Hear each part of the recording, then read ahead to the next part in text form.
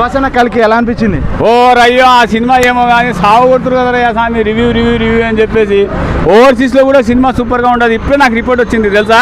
నేను అడిగినా ఎట్లుందా అంటే యూఎస్ నుంచి జో బైడెన్ పంపించినాడు నాకు. అర్థమైందే ఇంకేమైనా చెప్పాలి దాని గురించి. సినిమాలో నాకు అడిగితే అమితాబ్ బచ్చన్ వదిలేసి అమితాబ్ బచ్చన్ బదులు హృతిక్ రోషన్ పెట్టింటే బాగుండేది. ఎలా అనిపించాయి?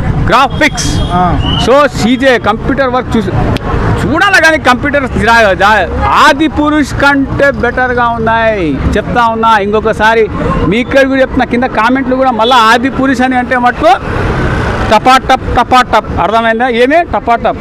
సో ఆది పురుష్ని మీరు పక్కన పెట్టేయండి. దానికంటే ముందు ఒక సినిమా హిట్ వచ్చేసింది సీజే వర్క్ అంటావా.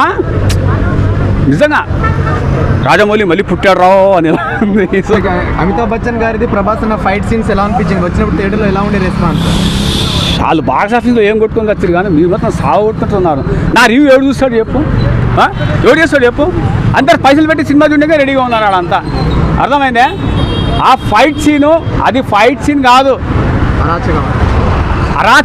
ఆరే చెప్పేది నువ్వు. అర్థమైందా?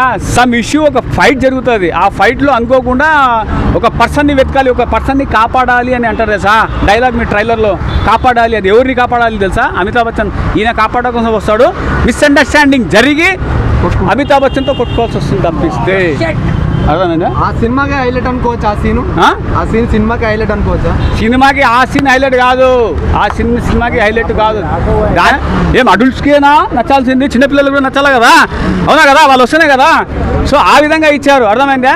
సినిమా మీకు ఇంకా 2 hours 2.30 minutes ఉంటుంది. అర్థమైందా? అప్పుడు మీకు కావాల్సింది దానికంటే మించి ఉన్నాయి. అర్థమైందా? దానికంటే మించినట్టు ఉన్నాయి. ఎంట్రీకి ఎలా ఉండే మరి థియేటర్లో? చెప్తున్నా కదా, అసలు యోగి రిలీజ్ సినిమాకి కూడా అసలు నిజంగా యాంటీ ఫ్యాన్ అనేదే లేడు ఆయనకి. యాంటీ ఉంది కానీ యాంటీ ఫ్యాన్ అనేటువంటి లేకుండా ఆ విధంగా హోరెత్తిపోయింది. ప్రతి ఒక్కరు మొబైల్లో సినిమా చూద్దామంటే లేదు కానీ ఆ వెలుగు మొబైల్ వెలుగు నా మీద పడిపోతుంది. ఆ విధంగా ఉంది ఆయన యొక్క కంబ్యాక్ కానీ.